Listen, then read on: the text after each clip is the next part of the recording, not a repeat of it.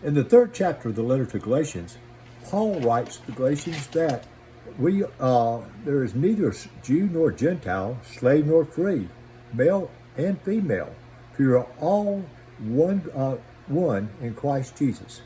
Welcome to one of our videos from St. Mark's Episcopal in Dalton, Georgia, and welcome all those joining us from not just St. Mark's, but the people joining us on social media. We are all taught that we are made in God's image, and certainly that's true. Now, while we worship the Trinity, there is one being in God.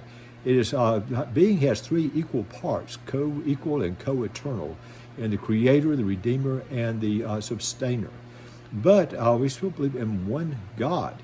Now, how are we made in God's image when we as humans are so different, so diverse from one another? It's strange if you consider it. No two human beings ever in history have ever been exactly alike, even twins. That's mind-boggling.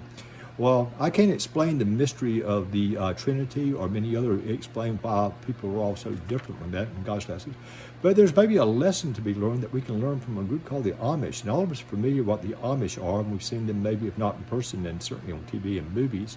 But the Amish, known for their simplicity, known for their humility, they have a tradition that going back to the 20th century became sort of well-known and popular.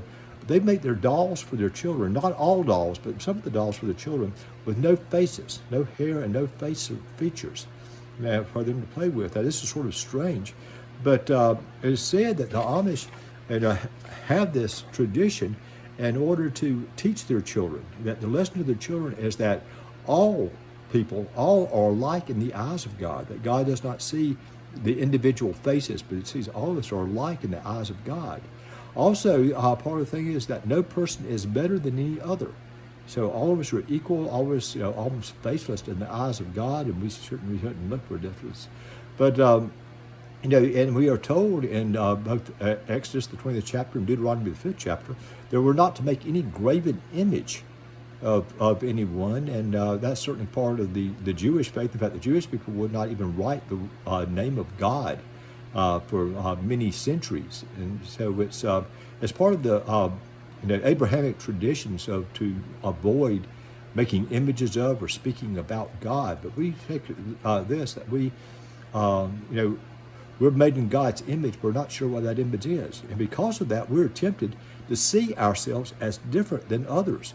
We're tempted to concentrate on our differences in other people rather than see them and the similarities that we have with other people and see how they're the same like us. Maybe God created us in His image, and as God created us in His image, God intended for all of us to see our similarities with others instead of our differences. Maybe in God's eyes, we're all intended to see each other and to be one in Christ. And for that we'll say, thanks be to God.